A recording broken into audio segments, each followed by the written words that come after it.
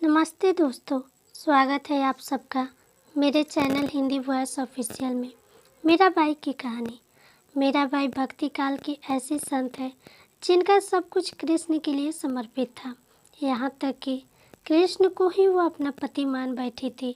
भक्ति की ऐसी चरम अवस्था कम ही देखने को मिलती है। आइए जाने मीराबाई के जीवन की कुछ रोचक बातें। मीराबाई के बालमन में कृष्ण की ऐसी छवि बसी थी कि किशोरावस्था से लेकर मृत्यु तक उन्होंने कृष्ण को ही अपना सब कुछ माना। जोधपुर के राठौर रतन सिंह जी की इकलौती पुत्री मीराबाई का जन्म 16वीं शताब्दी में हुआ था। बचपन से ही वह कृष्ण भक्ति में रम गई थी। मीराबाई के बचपन में हुई ये घटना की वजह से उनका कृष्ण प्रेम अपनी चरम अवस्था तक पहुंचा। एक दिन उनके पड़ोस में किसी बड़े आदमी के यहाँ बारात आई। सभी औरतें छत पर खड़ी होकर बारात देख रही थी। मीरा भी बारात देखने लगी। बारात को देख मीरा ने अपनी माता से पूछा कि मेरा दूल्हा कौन है।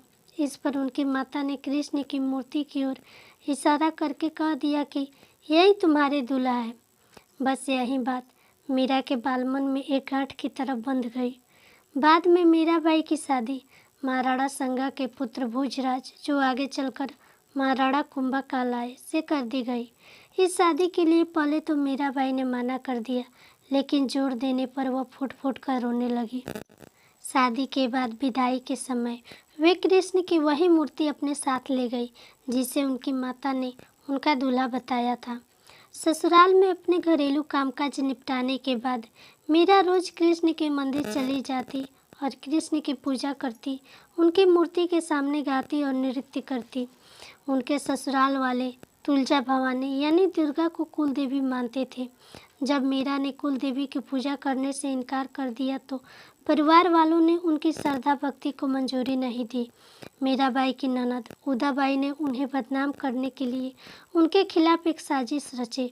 उसने राणा से कहा कि मीरा का किसी के साथ गुप्त प्रेम है और उसने मीरा को मंदिर में अपने प्रेमी से बात करते देखा है।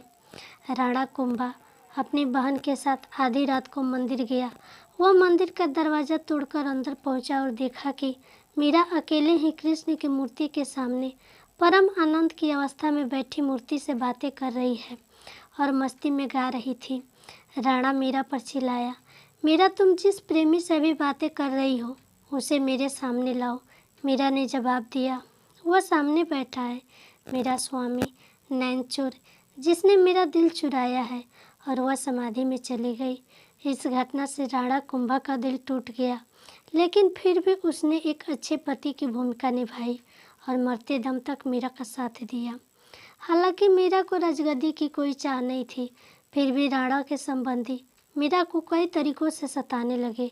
कृष्ण के प्रति मीरा का प्रेम शुरुआत में बेहद निजी था, लेकिन बाद में कभी कभी मीरा के मन में प्रेम आनंद इतना उमड़ पड़ता था कि वह आम लोगों के सामने धार्मिक उत्सवों में नाचने गाने लगती थी। वे रात में चुपचाप किले से निकल जाती थी और नगर में चल रहे सत्संग में हिस्सा लेती थी। मीरा का देवर विक्रमादित्य, जो चित्तौड़गढ़ का नया राजा बना, बहुत कठोर था। मीरा की भक्ति, उनका आम लोगों के साथ घुलना मिलना और नारी मर्यादा के प्रति उनकी लापरवाही का उसने कड़ा विरोध किया।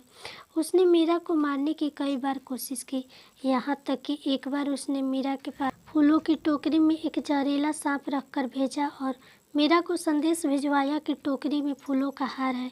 ध्यान से उठाने के बाद जब मीरा ने टोकरी खोली तो उसमें फूलों के हार के साथ एक कृष्ण की सुंदर मूर्ति निकली।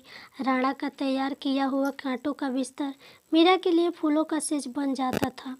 जब यातनाएं बर्दाश्त से बाहर हो गई तो उन्होंने चित्तौड़ छोड़ दिया। वे पहले मेड़ता गई, लेकिन जब उन्हें वहाँ भी संतोष नहीं मिला तो कुछ समय बाद उन्होंने कृष्ण भक्ति के केंद्र वृंदावन का रुख कर लिया। मीरा मानती थी कि वह वही गोपी ललिता ही हैं जिन्होंने फिर से जन्म लिया है।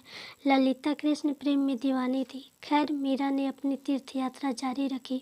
वे एक गांव से दूसरे गांव नाचती गाती पूरे उत्तर भारत में घूमती रही। माना जाता है कि उन्होंने अपने जीवन के अंतिम कुछ साल गुजरात के द्वारिका में गुजारे। ऐसा कहा जाता है कि दर्शकों की पूरी भीड़ के सामने मीरा ने द्वारिकाधीश की मूर्ति में समा गई। आशा करती हूँ यह कहानी आप सभी को अच्छी लगी होंगी। यदि आप सभी भी कृष्ण के सच्चे भक्त हैं तो कृपया मेरे चैनल को सब्सक्राइब जरूर करें। धन्यवाद।